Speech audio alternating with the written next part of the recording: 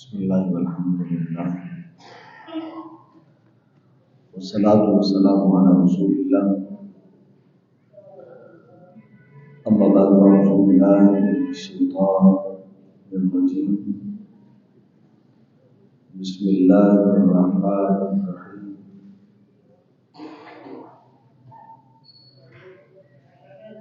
سبحان الذی اسری بعبده لیلا من المسجد الحرام الى المسجد الاقصى الذي باركنا حوله لنريه من آياتنا إنه هو السميع البصير صدق الله العظيم الصلاة والسلام عليك يا سيدي يا رسول الله وعلى آلك وأصحابك يا سيدي يا حبيب الله الصلاة والسلام عليك يا نبي الله وعلى آلك وأصحابك يا نور الله لائق صدق معزز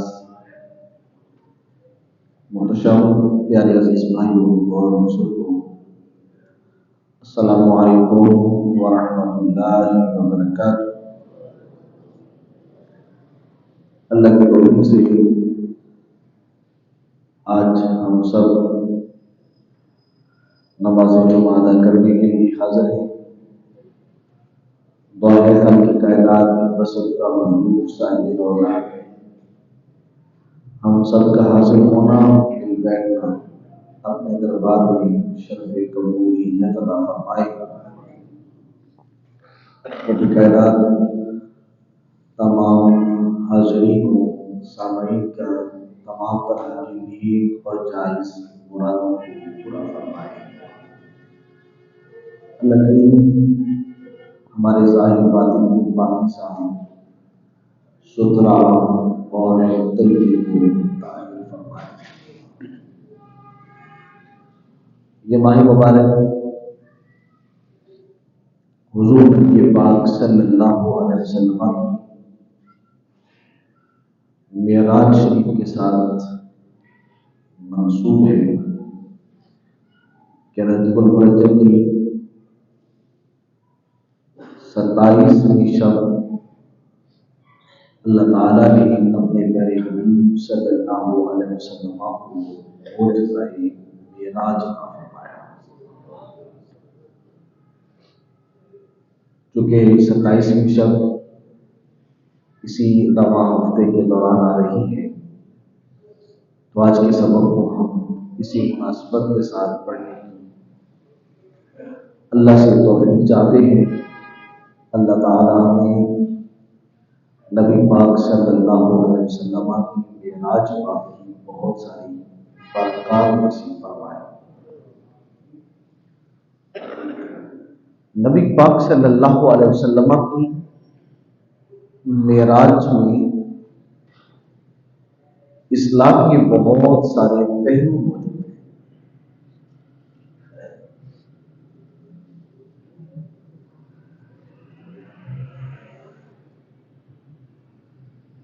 نبی پاک صلی اللہ علیہ وسلم کی معراج کا جو بہت بڑا امت کے لیے درس، امت کے لیے سبق اور امت کو جس عمل کی سب سے زیادہ تاکید ہے وہ نماز کی طرف ہے۔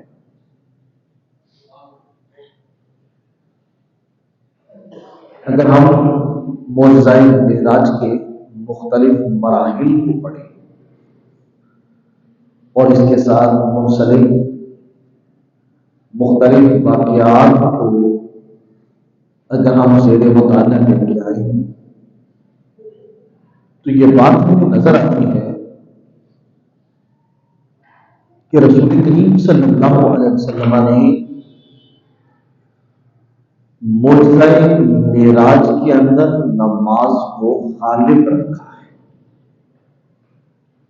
قرآن مجید کی سورۃ اسراء ہے اور اس کی پہلی ہی آیت میں ارشاد فرمایا سبحان الذی اسری بعبدہ لیلا من المسجد الحرام الى المسجد الاقصی، پاک ہے وہ ذات جس نے سیر کروائی اپنے بندہ خاص کو مسجد حرام سے مسجد اقصی تک۔ اور سیر کیوں کروائی؟ فرمایا لیریہم من آیاتنا، تاکہ انہیں ہم اپنی نشانیاں دکھائیں۔ انہ هو السمیع البصیر، بے شک اللہ کی ذات سننے اور دیکھنے والی ہے۔ اب اس آیت کریمہ کے اندر نبی پاک علیہ السلام کی جہاں معراج کا تذکرہ کیا جا رہا ہے، وہاں پر نماز کی رغبت اور نماز کی تلقین اور نماز کی تبلیغ کی طرف اشارہ ہو رہا ہے۔ وہ کس طرح کی؟ اس آیت میں دو مسجدوں کا تذکرہ ہے۔ سبحان الذی اسری بعبدہ لیلا من المسجد الحرام الی المسجد الاقصی، مسجد حرام یعنی بیت اللہ شریف کے ساتھ جو ملحقہ مسجد ہے، اور مسجد اقصی یعنی بیت المقدس۔ اب دو مسجدوں کا ذکر ہے اس آیت کے اندر، اور یہی مسجد کا تصور ہمارے سامنے آتا ہے۔ مسجد کا ہم لفظ سنتے ہیں تو فوراً دماغ میں آتا ہے کہ مسجد تو اس جگہ کا نام ہے جہاں پر سجدہ کیا جاتا ہے، اور سجدہ نماز کا حصہ ہے، نماز کا اہم رکن ہے۔ تو اس آیت کریمہ کے آغاز کے اندر دو مسجدوں کا تذکرہ کرنا، یہ دراصل اس بات کی طرف اشارہ کر رہا ہے کہ معجزہ معراج کا اصلی ثمرہ امت کے لیے وہ مسجد کے ساتھ اپنا تعلق قائم کرنا ہے۔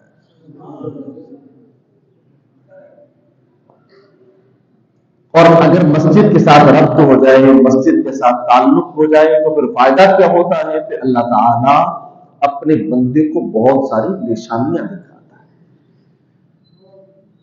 آپ دیکھیے رسول کریم صلی اللہ علیہ وسلم کو معراج کی رات نماز کے ساتھ بڑا حضور صلی اللہ علیہ وسلم کو تعلق قائم رکھا گیا ہے۔ حضور صلی اللہ علیہ وسلم کو بیدار کروایا جاتا ہے، اس کے بعد نبی پاک صلی اللہ علیہ وسلم وضو کرتے ہیں، اور وضو کرنے کے بعد رسول کریم صلی اللہ علیہ وسلم مسجد حرام کے اندر یعنی بیت اللہ شریف کے ساتھ جو ملحقہ مسجد ہے، وہاں پر 2 رکعت نماز نفل ادا کرتے ہیں۔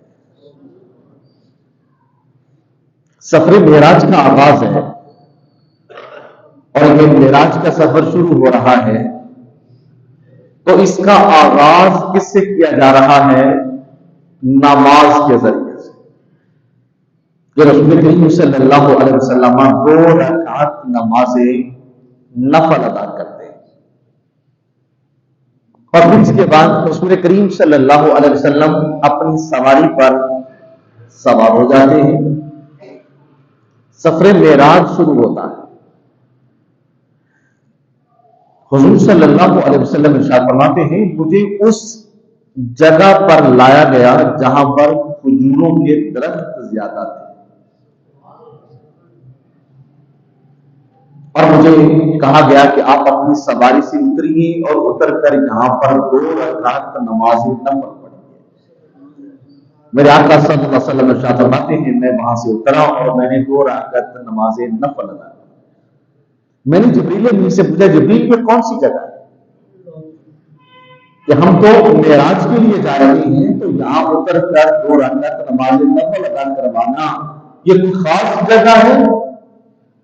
تو جبریل امین عرض کرتے ہیں یا رسول اللہ صلی اللہ علیہ وسلم یہ وہ وادی بطحا ہے کہ جہاں پر اللہ تعالیٰ آپ کو ہجرت کرنے کا حکم ارسال کرتا ہے.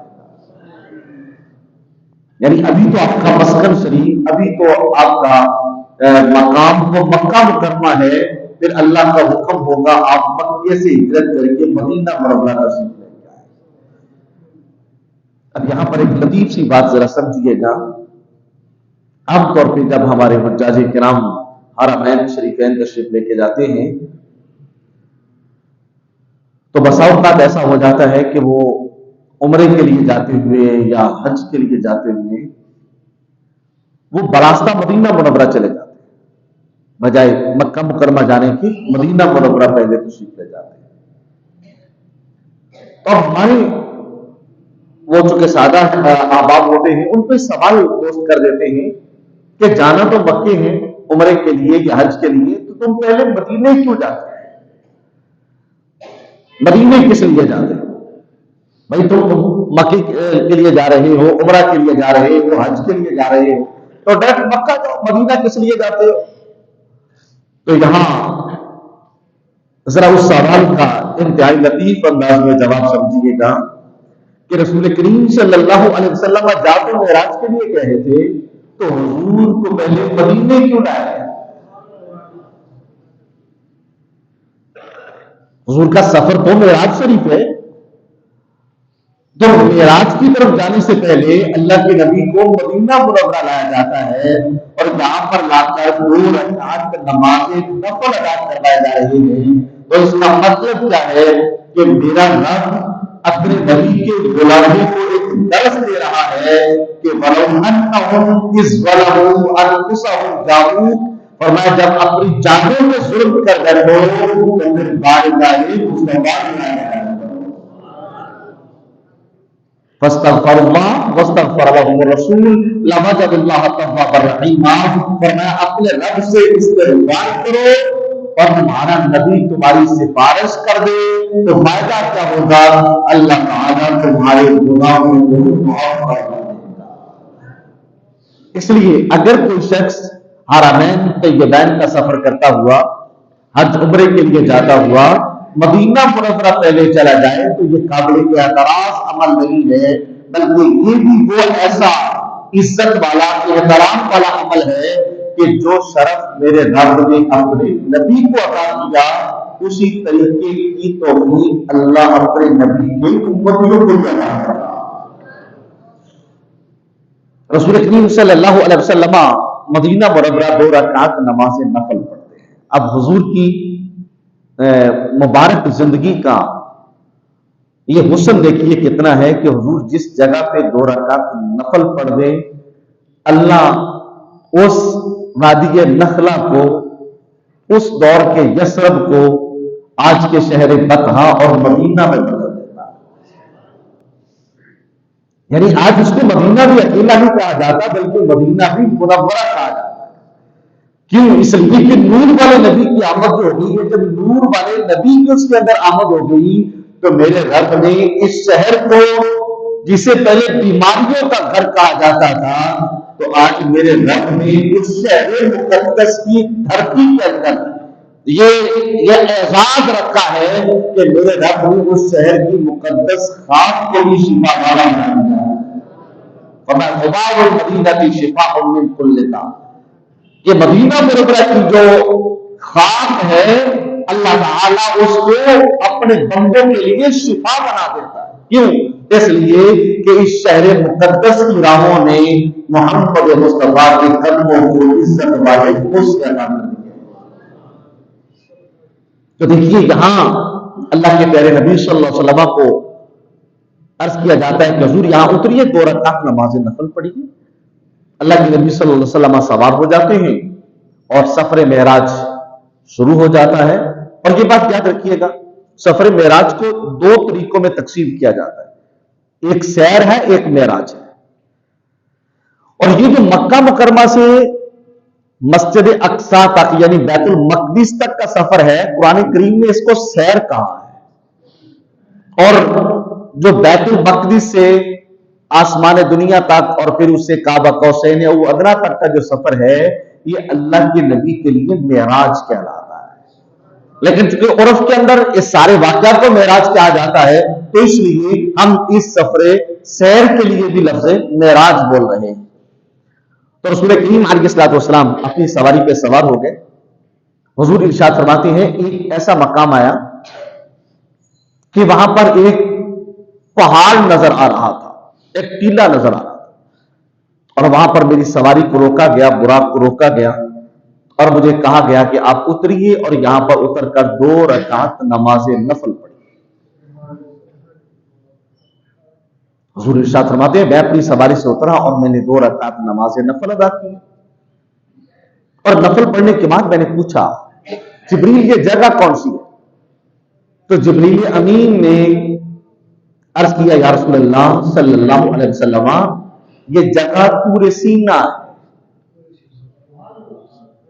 یعنی یہ وہ جگہ ہے جس جگہ پر اللہ تعالیٰ نے حضرت موسیٰ کلیم اللہ کو شرف ملاقات عطا فرمایا،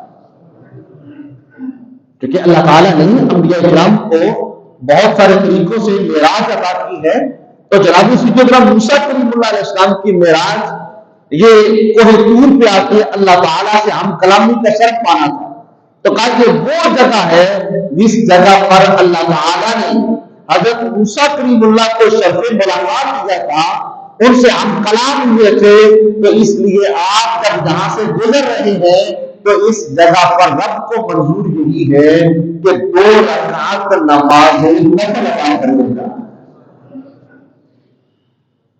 اب دیکھیے سفر معراج کا نماز سے کتنا گہرا تعلق ہے۔ یہ گزرتے گزرتے ارشاد فرمایا آپ اتریے اور پورے سینہ کے اندر 2 رکعت نماز نفل پڑھیے۔ لیکن یہاں پر ایک سوال ذرا سمجھیے گا اور اس سوال کی گہرائی کے اندر ذرا اترنے کی کوشش کیجیے گا۔ ابھی معراج شریف کی رات آ رہی ہے، ہمارے ہاں مساجد کو چراغاں کیا جاتا ہے، اس معراج شریف کی رات مساجد کے اندر عبادت کا خاصا ذوق ہوتا ہے، نوافل پڑھے جاتے ہیں، دعائیں کی جاتی ہیں، محافل کا اہتمام و انعقاد کیا جاتا ہے۔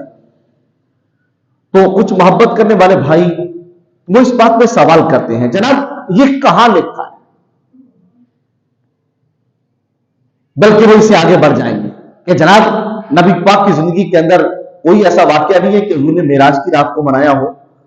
صدیق پاک کی زندگی میں اتنی بار آیا، عمر پاک کی زندگی میں اتنی بار آیا، عثمان پاک کی زندگی میں اتنی بار آیا، علی پاک کی زندگی میں اتنی بار آیا، انہوں نے تو معراج کی رات کو نہیں منایا، تم کیوں مناتے ہو؟ یہ تو بدعت ہے۔ اب ذرا یہاں پر اس سوال کا تھوڑا سا پس منظر جانتے ہوئے سمجھیے گا کہ ایک طرف تو ہم اللہ کی مخلوق کو کہتے ہیں مساجد کی طرف آؤ، تبلیغ کے ذریعے تلقین کے ذریعے بار بار کوشش کرتے ہیں کہ اپنا تعلق مسجد کے ساتھ قائم کرو، اور اگر نبی پاک کی معراج کی برکت سے قوم مسجد کی طرف آتی ہے تو ہم ان کے اوپر بدعت کا فتویٰ صادر کر دیتے ہیں۔ حالانکہ ہمیں تو اللہ کا شکر ادا کرنا چاہیے کہ ہم قوم کو مسجد کی طرف لے کے آ رہے تھے، بھی چلو معراج شریف کی رات آئی، اسی کی برکت سے قوم مسجد کی طرف آ گئی، قوم نے آ کر شب بیداری کر لی، قوم نے صبح روزے کا اہتمام کر لیا، وہ کہ یہ ساری نفلی بات ہے، لیکن ان کے اوپر یہ بدعت کا فتویٰ صادر کر دینا یہ کہاں کی طرح ہے۔ اور آئیے گا سمجھیے اس بات کو، کیا نبی پاک کی معراج کو منانا اس کا کوئی تخیل کوئی تصور ہے؟ اللہ کے نبی صلی اللہ علیہ وسلم جب معراج کے لیے جا رہے ہیں تو حضور کو پورے سینہ پہ کیوں اتارا گیا کہ حضور یہاں پر 2 رکعت نماز نفل پڑھیے؟ اور وہ جو وادی سینہ ہے، پورے سینہ ہے، وہ کوہ طور ہے، یہ جس کے لیے مختلف الفاظ بولے جاتے ہیں، اس جگہ پر معراج کی رات اللہ کے نبی کو براق سے اتاروا کر 2 رکعت نماز نفل ادا کروانا یہ اس بات کی دلیل ہے کہ میرا رب اپنے حبیب سے اپنے کلیم کی معراج وہ زندہ کروا رہا ہے۔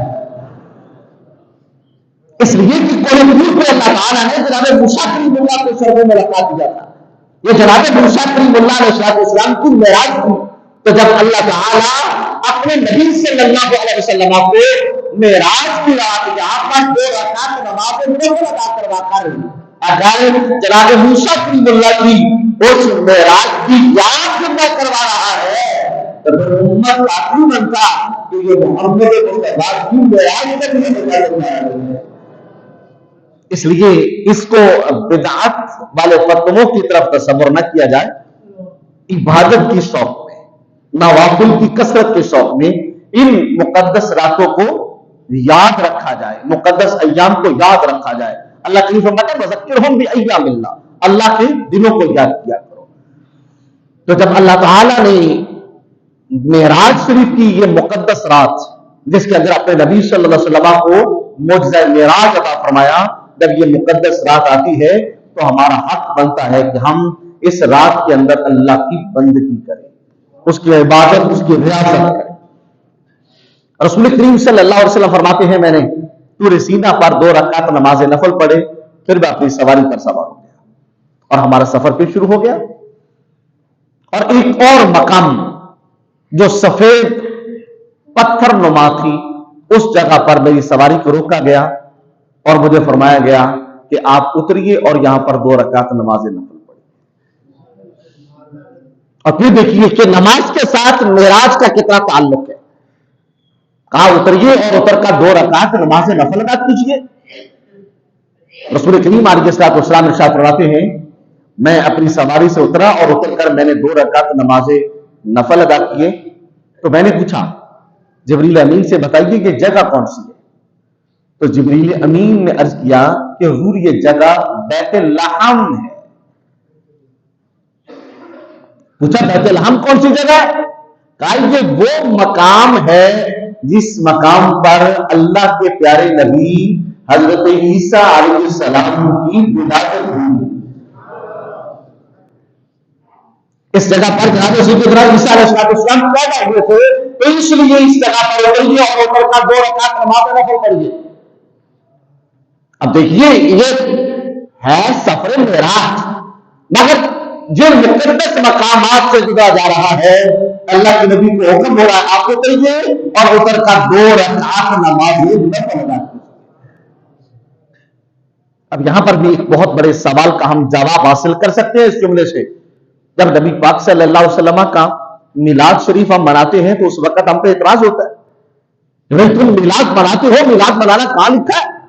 تو یہاں دیکھیے معراج کی رات ہے، حضور معراج پہ جا رہے ہیں اور جناب سیدنا عیسیٰ علیہ السلام کی جائے ولادت آ رہی ہے، جائے پیدائش آ رہی ہے. جس جگہ پر آپ پیدا ہوئے تھے وہ مقام آ رہا ہے. تو میرے رب کی طرف سے حکم آتا ہے پیاری امین سواری سے اتر کر جناب عیسیٰ کے جائے میلاد میں 2 رکعت ادا کر دیجیے.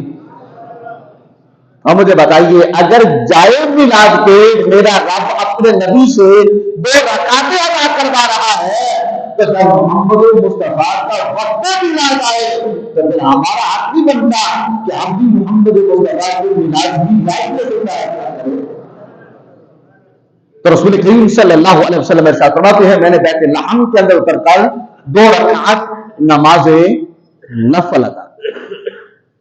اور یہاں پر یاد رکھیے گا یہ بیت لحم یہ جو عیسائی مذہب ہے ان کا یہ قبلہ ہے جس کو یروشلم کہتے ہیں.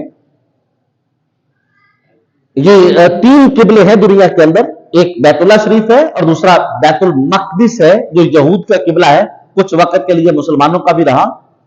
اور یہ جو بیت لحم ہے یہ عیسائیوں کا قبلہ ہے اور قرآن مجید برہان رشید کے اندر اس قبلے کا تذکرہ ہے جہاں پر مغرب اور مشرق کا تذکرہ. آپ اندازہ کیجئے اگر نبی کا میلاد حرام ہوتا تو میرا رب عیسائیوں کے لیے کبھی بھی جناب عیسیٰ پاک کے جائے میلاد کو ان کے لیے قبلہ نہ بناتا.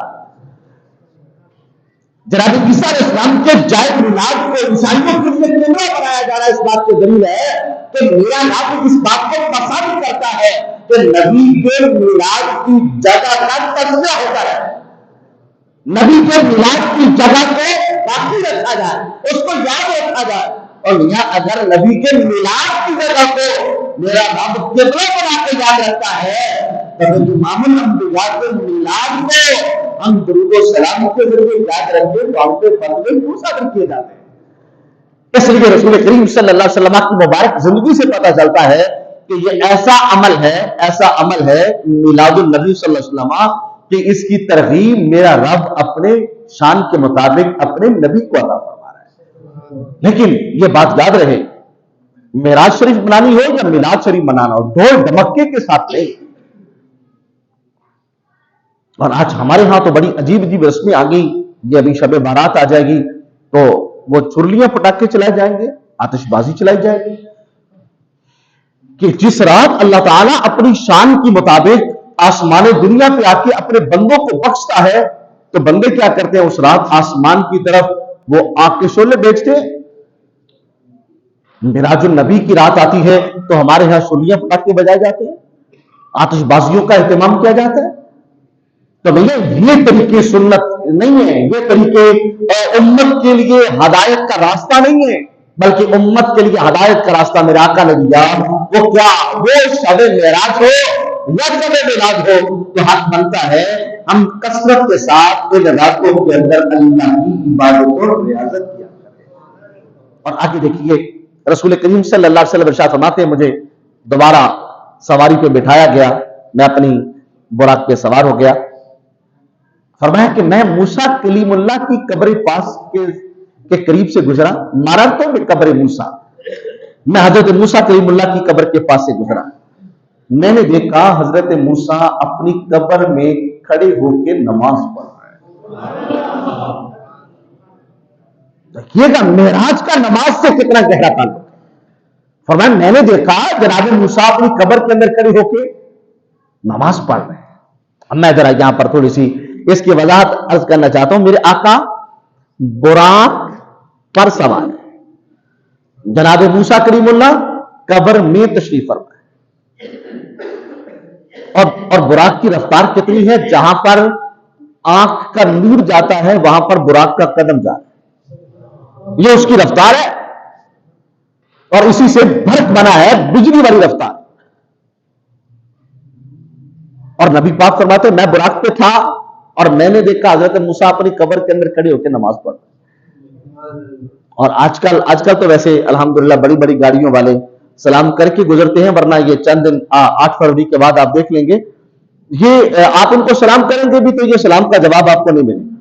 کبھی شکوہ کریں گے میں نے سلام کیا تھا، وہ کہیں گے میں چونکہ گاڑی میں تھا، گاڑی رفتار پہ تھی تو اس لیے مجھے آپ کے سلام کا پتہ نہیں چل سکا۔ ہوتا ہے نا عام طور پہ، آپ کسی کو وہ گاڑی کے اندر جا رہا ہے، آپ سلام کرتے ہیں، وہ کہتے ہیں یار میں نے آپ نے کیا ہوگا میں مانتا ہوں، لیکن میں چونکہ گاڑی میں تھا اور گاڑی کی رفتار تھی میں آپ کو دیکھ نہیں سکا۔ حالانکہ یہاں دیکھیے سلام کرنے والا روڈ پہ کھڑا ہے اور جس کو سلام کیا جا رہا ہے وہ گاڑی میں بیٹھا ہے، اور گاڑی کیونکہ رفتار میں ہے تو پتہ نہیں چلا۔ اور یہاں دیکھنا جو نماز پڑھ رہا ہے وہ روڈ پہ نہیں نماز پڑھ رہا، نماز پڑھنے والا قبر میں نماز پڑھ رہا ہے، اور میرے آقا براق میں نہیں بلکہ میرے آقا براق پہ بیٹھے ہیں، یعنی براق کے اندر بھی کچھ شیشے بند نہیں ہے، میرے آقا براق کے اوپر بیٹھے ہیں۔ اور پھر اس حالت کے اندر میرے آقا نے دیکھا حضرت موسیٰ اپنی قبر میں نماز پڑھ رہے ہیں۔ تو یہاں اگر میرے آقا براق پہ بیٹھے ہو تو جناب موسیٰ کا قبر میں نماز پڑھنا دیتے ہیں، تو میرے آقا مزار پر انوار میں ہے تو ان کا دنیا ان کو سلام کرنا کیوں دیتے ہیں؟ اس لیے کہ رسول کریم صلی اللہ علیہ وسلم کو اللہ تعالیٰ نے یہ اعزاز بخشا ہے کہ نبی اگر چاہے تو ان کے لیے کوئی چیز دشوار نہیں ہے، اللہ تعالیٰ دیکھنے کی صلاحیت عطا فرما دیتا ہے۔ کیوں معراج کروائی اس لیے گئی تھی؟ لیریہم من آیاتنا، تاکہ ہم ان کو اپنی نشانیاں دکھائیں۔ آج دکھایا جا رہا ہے پیارے حبیب دیکھیے جن کو ہم نے مقام و مرتبہ دیا ہے وہ تو نماز قبر میں جا کے بھی نہیں چھوڑتا، وہ تو قبر میں بھی چلا جائے تو نماز نہیں چھوڑتا۔ لیکن آج ہمارا حال کیا ہے کہ آج ہم دنیا کے اندر رہتے ہوئے بھی نماز سے اپنا تعلق وہ کمزور کیے بیٹھے۔ آگے بڑھیے ذرا، میرے آقا صلی اللہ علیہ وسلم ارشاد فرماتے ہیں میں بیت المقدس میں پہنچا، وہاں پر انبیاء کرام میرے استقبال میں کھڑے تھے، اور کمال کی بات یہ ہے کہ سرکار سیدنا موسیٰ کلیم اللہ کی قبر کے پاس سے گزرے تھے تو وہ اپنی قبر میں نماز پڑھ رہے تھے، اپنی قبر میں نماز پڑھ رہے تھے، اور کہا جب میں بیت المقدس میں پہنچا تو وہ استقبالیہ کمیٹی میں کھڑے ہو کے میرا استقبال کر رہے ہیں۔ حالانکہ دیکھیے اللہ کے نبی صلی اللہ علیہ وسلم کے پاس تو براق ہے، جناب موسیٰ کلیم اللہ کے پاس تو براق نہیں ہے اس وقت۔ تو یاد رکھنا، اس سے یہ بات سمجھ آتی ہے کہ نبی کی طاقت پرواز براق کی طاقت سے زیادہ ہوتی ہے۔ میرے آقا کا یہ سفر براق کی رفتار سے جا رہا ہے، اور جناب سیدنا موسیٰ کلیم اللہ کا یہ سفر یہ براق کی رفتار سے نہیں ہے، بلکہ وہ سفر طاقت نبوت سے چل رہا ہے۔ اور کہا وہاں پر انبیاء اکرام تشریف فرما تھے، انبیاء اکرام نے خطبے ارشاد فرمائے، ہر نبی نے اپنا اپنا کلام اپنا اپنا خطبہ ارشاد کیا۔ کہا اس کے بعد کیا ہوا؟ میرے لیے مصلی بچھایا گیا اور مجھے مصلی امامت پہ کھڑا کیا گیا، اور سارے نبیوں نے میری ابتدا میں نماز پڑھی ہے۔ اب ذرا دیکھیے گا معراج کا نماز سے کتنا گہرا تعلق ہے۔ جب بیت المقدس میں گیا تو وہاں پر کیا تھا؟ وہاں پر انبیاء اکرام کی صفیں تھی اور میرا مصلی تھا، اور پھر وہاں پر کیا کیا گیا ہے؟ 2 رکعت نماز نفل ادا کیا گیا۔ رسول کریم صلی اللہ علیہ وسلم ارشاد فرماتے ہیں اس کے بعد ہمارا سفر آسمانوں کی بلندیوں کی طرف شروع ہو گیا، جو کہ آج کے سبق کے اندر ہم سے دیکھیں کہ معراج کا نماز سے کتنا گہرا تعلق ہے۔ میرے آقا ارشاد فرماتے ہیں میں جب بیت المعمور، یہ فرشتوں کا قبلہ ہے، آسمانوں کے اوپر ہے، کہا جب میں بیت المعمور کے قریب سے گزرا تو سرکار سیدنا ابراہیم خلیل اللہ علیہ السلام بیت المعمور کی دیوار کے ساتھ ٹیک لگا کے بیٹھے تھے۔ ابراہیم خلیل اللہ علیہ السلام، میں نے سلام کیا، انہوں نے میرے سلام کا جواب دیا، تو ابراہیم علیہ السلام نے عرض کیا حضور یہ بیت المعمور ہے، آپ اس بیت المعمور میں داخل ہو کر 2 رکعت نماز نفل ادا کر لیجیے۔ حضور فرماتے ہیں میں بیت المعمور میں گیا اور وہاں پر جا کر میں نے 2 رکعت نماز نفل پڑھی، اور حضور فرماتے ہیں سدرۃ المنتہا پر جبریل امین رک گئے۔ اب آگے طاقت نبوت سے سفر جاری ہے۔ جب اللہ تعالیٰ کے قرب کے جلوے میں داخل ہوا تو آگے سے آواز آئی قف یا محمد ان ربک یصلی، محبوب رک جائیے، آپ کا رب نماز میں ہے۔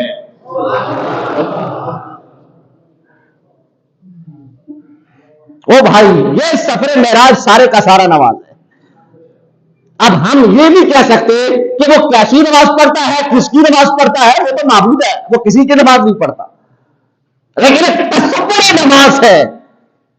ان ربک یصلی، اگرچہ اس کا معنی یہ بھی کیا معبود ٹھہر جائیے، آپ کا رب آپ پر دلیل دے گا، معبود ٹھہر جائیے، آپ کا رب آپ مارے اپنی رحمت نزول کو مارا۔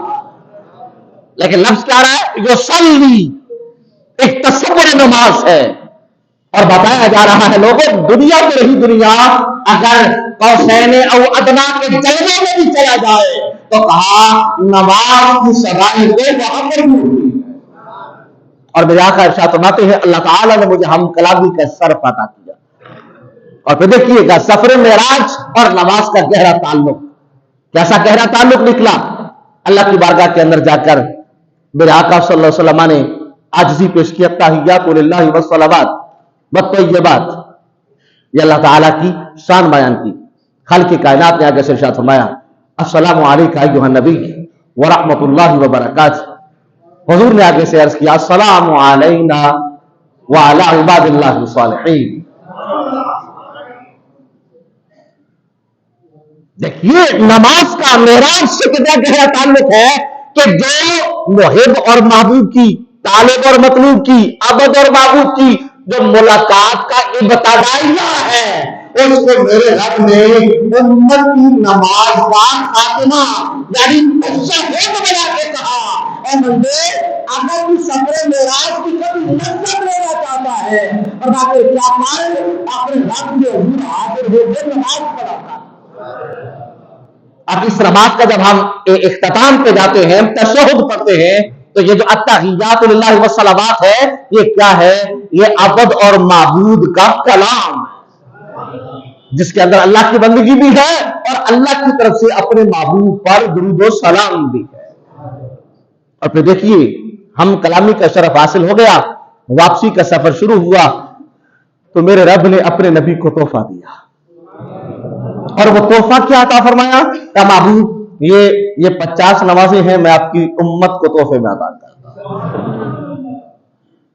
یہ سفر معراج کا نماز سے کتنا گہرا تعلق ہے؟ حضور چلے ہیں، مسجد حرام سے 2 رکعت نماز نفل پڑھے ہیں، مدینہ منورہ پہنچے 2 رکعت نماز نفل پڑھے ہیں، اور اس کے بعد آگے جب نبی پاک علیہ السلام طور سینا پہ پہنچے، جناب موسیٰ کلیم اللہ کے مقام معراج پہ 2 رکعت نفل پڑھے ہیں، اور اس کے بعد وادی رحم میں گئے 2 رکعت نماز نفل پڑھے ہیں، جناب موسیٰ کلیم اللہ کی قبر کے پاس سے گزرے، نماز پڑھتے ہوئے دیکھا ہے، بیت المقدس میں پہنچے تو نماز پڑھائی ہے، بیت المعمور میں پہنچے میرے آقا نے 2 رکعت نماز نفل پڑھے ہیں، اور اگر اللہ کی وہ مقام قرب میں پہنچے ہیں تو وہاں سے بھی یصلی کی صدائیں آتی ہیں، اور یہ سارا سفر نفلیں پڑھ رہا تھا۔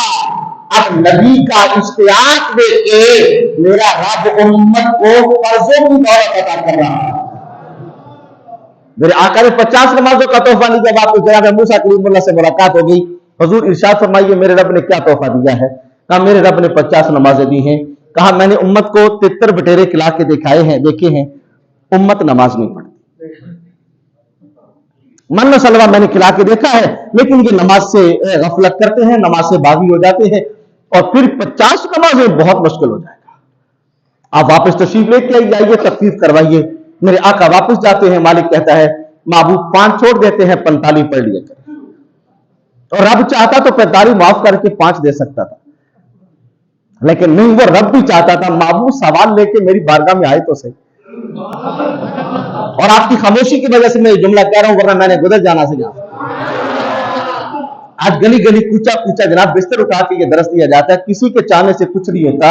اور میں نے کہا کسی کے چاہنے سے کچھ نہیں ہوتا تو تمہارا کوئی ہوگا، ہمارے تو وہ ہے۔ اگر مالک کی بارگاہ میں جا کے عرض کر دے تو رب 45 معاف کر دیتا ہے۔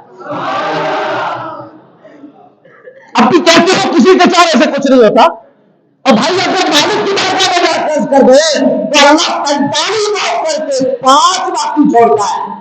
جناب موسیٰ کلیم اللہ کے پاس جب 9ویں مرتبہ آئے نا 45 معاف ہو چکی تھی، موسیٰ پاک عرض کرتے ہیں پیارے حبیب ایک بار اور چلے جائیں، نہیں پڑھیں گے 5 بھی۔ اچھا یار دیکھیے، آج کہا جاتا ہے نبی کو تو دیوار کے پیچھے کا پتہ نہیں ہے، میں نے کہا جناب موسیٰ کلیم اللہ فرما رہے تھے نہیں پڑھیں گے، اور نہیں پڑھتی قوم نہیں پڑھتی۔ جناب موسیٰ نے جو کہا تھا وہ ہو رہا ہے۔ فرمایا ایسا کیجیے واپس چلے جائیے، تو میرے آقا نے کیا کہا؟ نہیں اب مجھے جاتے حیا آتی ہے۔ یعنی کہ میرے آقا نے اپنی امت پر اعتماد کیا، ان کے بارے اچھا گمان رکھا، وہ مانا کمزور ہے پر اتنی بھی کمزور نہیں ہے، 5 تو پڑھ ہی لے گی نا۔ تو میرے آقا جو شوق لے کے جب آگے بڑھے 5 نمازیں لے کے، میرے رب نے فرمایا محبوب ذرا بات سنیے گا۔ میرے آقا عرض کرتے ہیں مولا ارشاد ہو۔ فرمایا ہم نے 50 دی تھی، 45 آپ نے بخشوا لی، 5 رہ گئے، لیکن ہماری عطا کبھی کم نہیں ہوتی۔ آپ کی سبحان اللہ ویسے چھوٹی ہے۔ ہاں آپ نے وہ 50 سے 45 بخشوا لی، 5 رہ گئی، ہماری عطا کم نہیں ہوتی۔ مولا خیر ہو، کیا خیر ہے؟ فرمایا آپ کی امت کے لیے اعزاز یہ ہے جو 5 پڑھے گا نا اللہ اس کو ثواب 50 کا ہی عطا فرمائے گا۔ جو 5 پڑھا کرے گا اللہ ثواب اس کو 50 کا عطا کرے گا، اس لیے کہ من جاء بالحسنۃ فلہ عشر امثالھا، جو 1 نیکی کرے گا اللہ اس کا بدل اسے 10 گنا عطا فرما دے گا۔ برادر نصیب کر اللہ تعالیٰ نے ہمیں بہت کچھ عطا کیا ہے، اور بہت بڑا اعزاز ہمارے پاس نماز ہے۔ اس لیے حضور نے دنیا میں آ کے کیا کہا تھا؟ الصلاۃ معراج المومنین، او لوگو میں صرف معراج کر کے نہیں آیا، میں اپنی گنہگار امت کے لیے معراج لے کے بھی آیا۔ اور یار دیکھیے کریم نبی کا کتنا کرم ہے، تو دن میں 5 نمازیں پڑھتا ہے، مطلب کہ 5 بار معراج کرتا ہے۔ اس لیے یہ نہ کہا کر تو 2 منٹ بیٹھی تو میں 2 سجدے دے کے آیا، او سجدے نہ دے میاں، اس نماز کو معراج سمجھ کے، رب کی ملاقات سمجھ کے آ، اور پھر اس نماز کی برکات دیکھ۔ اللہ تعالی ہمارا ظاہر باطن ستھرا فرمائے۔ وآخر دعوانا الحمدللہ۔